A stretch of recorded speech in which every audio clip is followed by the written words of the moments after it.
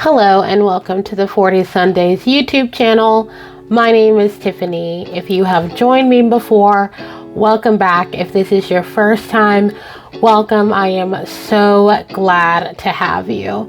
First and foremost, I just want to thank the Lord, not only for the message that's going to come forth today, because I really believe that it is going to be a blessing for us as a collective, but also just give thanks to God for growing this channel. My prayer has always been that, Lord, it is not about the numbers, but that you would absolutely grow this channel how you see fit. So I just want to say hello and welcome to my new subscribers. Please make sure you drop a comment. Let me know where you're from. Glory be to God that He has given me this platform, and hopefully that it is truly touching your life and that you are able to draw closer to our Lord Jesus Christ. So, family, quick word for you today. Really, it has everything to do with prophesying, okay? And the title of today's message is "You Have Been Called to Prophesy.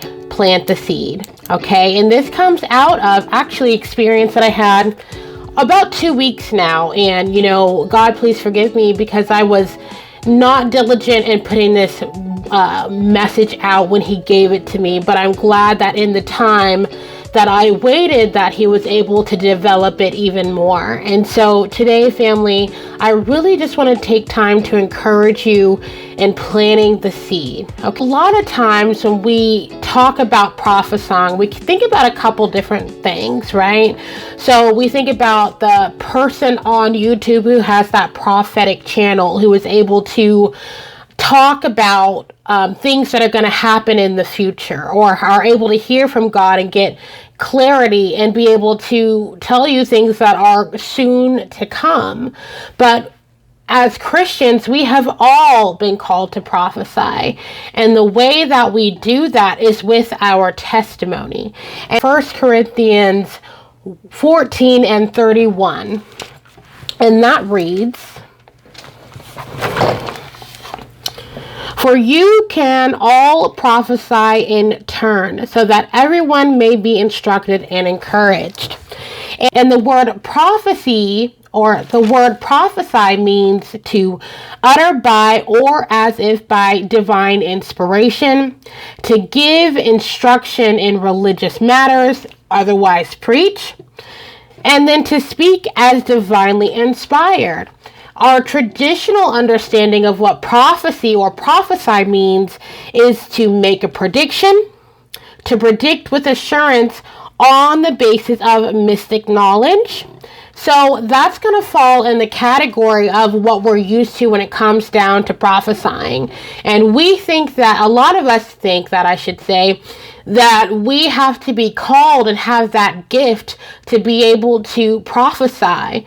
But what God is trying to get us to understand in 1 Corinthians 14 and 31 is that we prophesy with our testimony.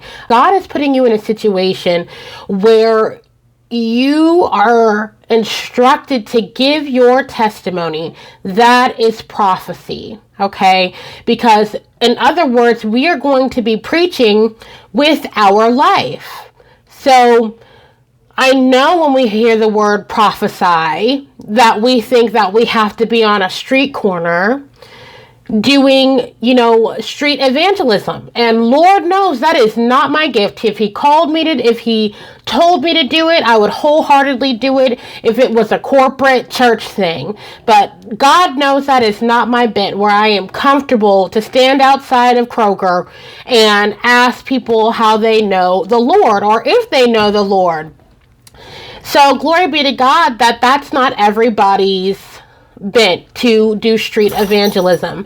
But what we do need to understand as Christians is that with our testimony that we are able to speak to God's existence.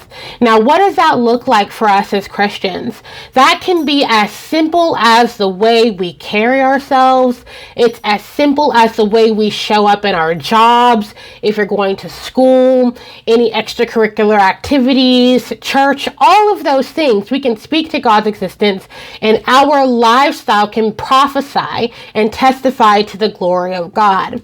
What else does that look like? So I've had situations, and it seems like I've constantly found myself in situations like this year, and I'll use this for an example. A couple weeks ago, glory be to God, he's having me get back out there and having me open to dating. So I was able to meet with a young man last week just for coffee, and it was not a romantic match, but it was an opportunity for me to talk about the glory of God and how it really has transformed my life on so many different levels, because unfortunately he had experienced Christian, the Christian faith in his home, but it was weaponized. So essentially his parents were playing God in the situation. So that really pulled him away from seeking any type of relationship with God now that he is an adult male.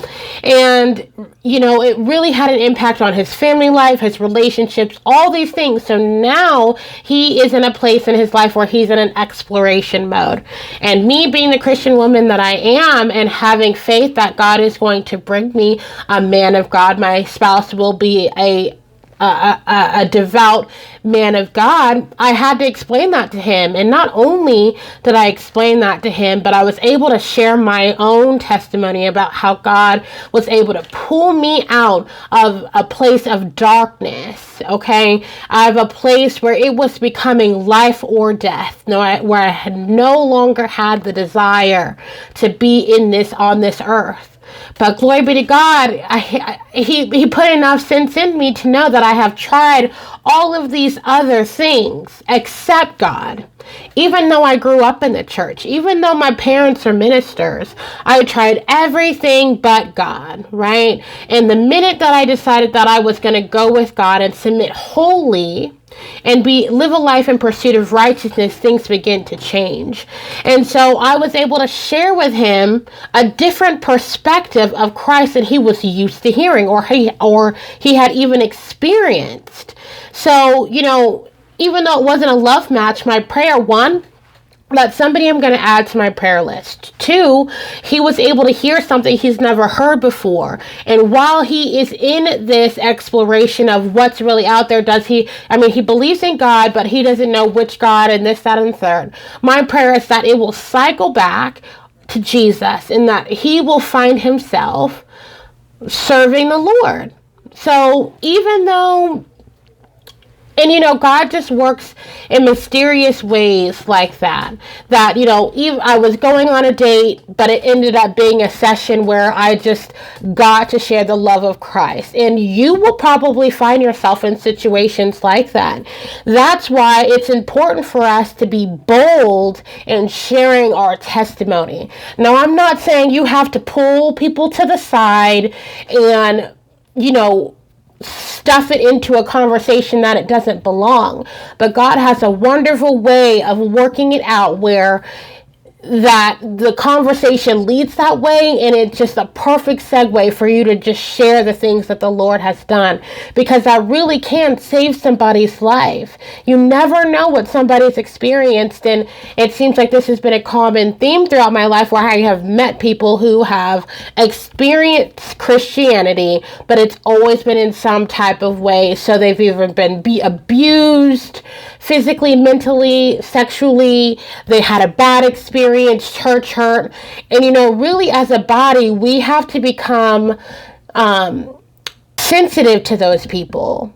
Because if we don't share our experience, they will be stuck with that mentality. But if we know that, hey, that really wasn't God, that's really not how God intended to be this, how God intended for this to be, that might be the first time they're hearing about it.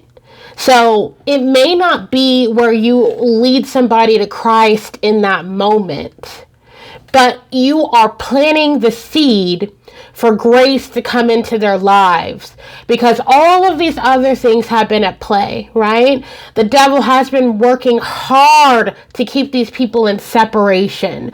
But once we plant the seed, we know that along the line, somebody is going to come, or experience is going to happen where it waters that. And then something else is going to happen where it nurtures that seed. And then all of a sudden it's growing and sprouting out of the ground. So it's important. Sometimes you are going to be the person that plants the seed. So family, don't miss out on the opportunity to plant the seed in somebody's life today. I did want to draw us to Matthew 5:13 through 16. And please forgive me for looking down. My Bible is over here. It says, "You are the salt of the earth, but if the salt loses its saltiness, how can it be made salty again? It is no longer good for anything, except to be thrown out and trampled by men. You are the light of the world. A city on the hill cannot be hidden. Neither do people light a lamp and put it under a bowl. Instead, they put it on its stand, and it gives light to everyone in the house.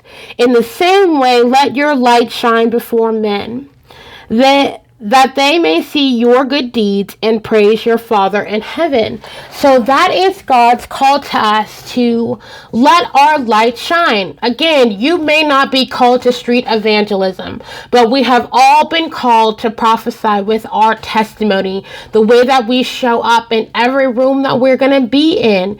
God has called us to live a life of prophecy. Now, you may have a prophetic gift in conjunction with that, but that is what God has given us all. We can't just receive his righteousness. We can't just receive his grace and his redemption and then not share that with the world. That is all of our purpose. That is all of our calling.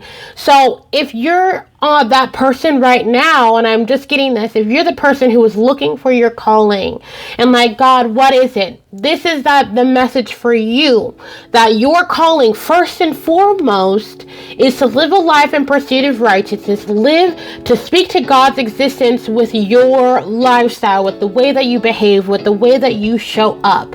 That is your first and foremost purpose, and you can do that right now. Okay? And God will add on to you. We know that if our heart's desires align with God, he is going to add that unto us. But first and foremost, do you have the ability to be able to prophesy with your testimony, prophesy with the way that you live your life and the way that you show up? Family, just a quick video for you today. I am so glad to spend this time with you. And again, welcome to the new subscribers. We will talk soon. Shalom, shalom.